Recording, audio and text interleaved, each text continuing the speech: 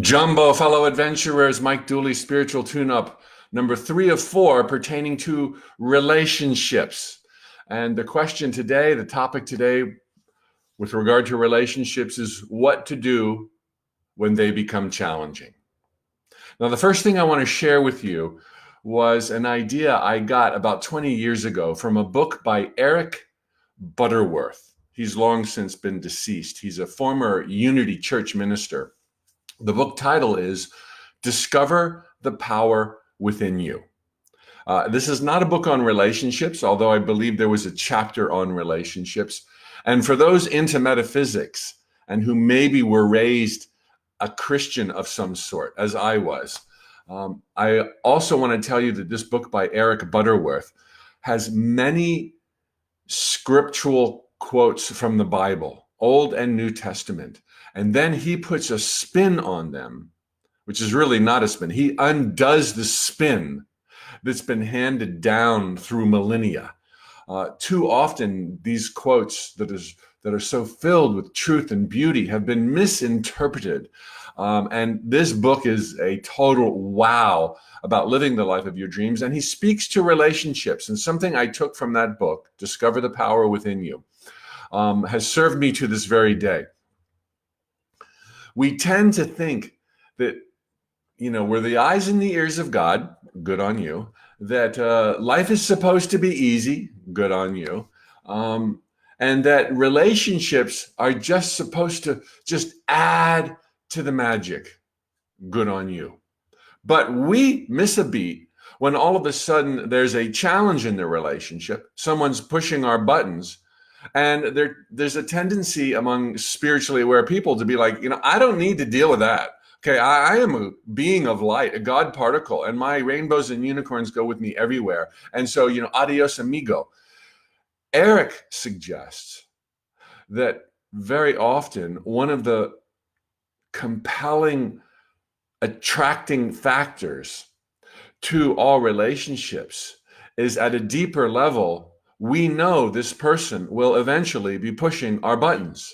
And it's part of the beauty and magnificence of the divine orchestrating, the divine being your higher self, the perfect situation, perfect person at the perfect time in your life when you're ready to grow and become more than you could have ever come before. And this would not have been revealed to you had this new person in your life not been pushing your buttons.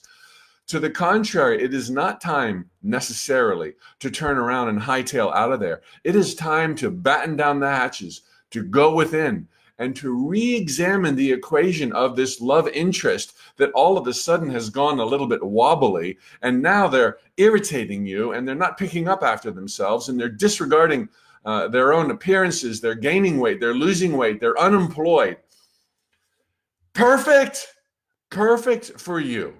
Now, of course, everything I share virtually, except for Thoughts Become Things, there's going to be exceptions. So you have to suss out whether or not this invitation for staying in a challenging relationship applies to you or not. But some of the questions you might be asking yourself: how might I better deal with this problem area? How am I blinded to the importance of what's happening or what is not happening? How have I messed up my priorities that this person who I deeply love is now making me think of that I'm repulsed by? Okay, where can you rearrange the circuitry? Because, red alert, we're not all perfect. And sometimes the first sign of ourselves missing a beat, we didn't think we were missing a beat, is when somebody pushes a button. Okay. In my household, we're like the odd couple. One of us is organized and left brain, and the other one is free and footloose and never puts the cap on the toothpaste. And now multiply that by a factor of 100. And you see a button that's being pressed for me, organized. Very quickly in this adventure with my wife, I was able to discern that there is so much good that comes from our relationship, so much that I love and revel in, so much about her that I respect and honor, that these little things that I would blow out of proportion need to be put in their proper, excuse me, proper perspective. And that's a very simple task. I know that you might be dealing with something much more weighty, much more challenging. Your sanity may be at stake. Your purse strings might have been completely undone. You might be filing for bankruptcy based on the behavior of the person you're with. I can't say that this will work in every situation, but here's the baseline. The people who are in your life, including those that you're intimately involved with, aren't there by accident. They didn't just show up one night. The stork didn't drop them off. Okay, there was a buildup.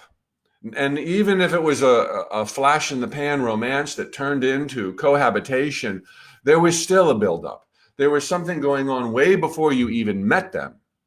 And then all of a sudden it started formulating when you did meet them. And all of a sudden the floodgates opened and there was love and romance and all that great stuff. And so you made a long series of decisions that have brought you to where you are today. And this has profound meaning. This typically will tell you it's not something that should just be turned off like a light switch. It can be. Okay, sometimes there's room for that. You might just be growing in leaps and bounds and they're degenerating by leaps and bounds. You can call that shot and you can leave amicably with love in your heart. But what's on your plate is on your plate for a reason. Whatever it is that brought you together is likely still alive and well in that person. The things that complement your personality, that are very different from your personality, are still there. So at the first sign of trouble, or even a year or two of trouble, is not necessarily the time to hightail and turn around and say, adios, I deserve better, hasta la vista.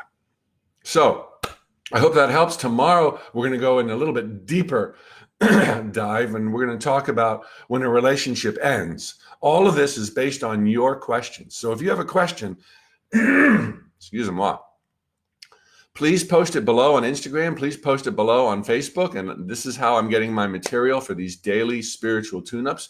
If you are still in a open capacity mode, and you want more juice, more ideas, check the link below in Facebook or swipe up in my bio at Instagram, and you're going to see that there is a link to the You Can Heal Your Life Summit at Hay House. It's free right now for a limited time. There's like 90 interviews. There's free videos. There's all kinds of content to enrich yourself in terms of relationships, health, healing, abundance, you name it.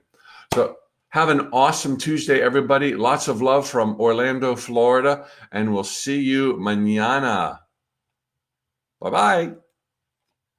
Okay, Insta peeps. Hello, Philip. Good to see you again. I can't pronounce your name.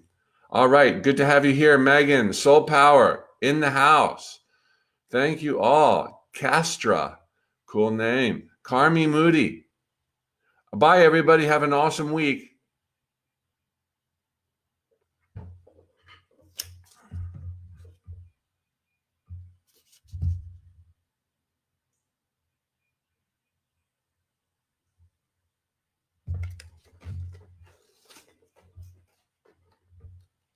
Oops, I'm still alive on Facebook.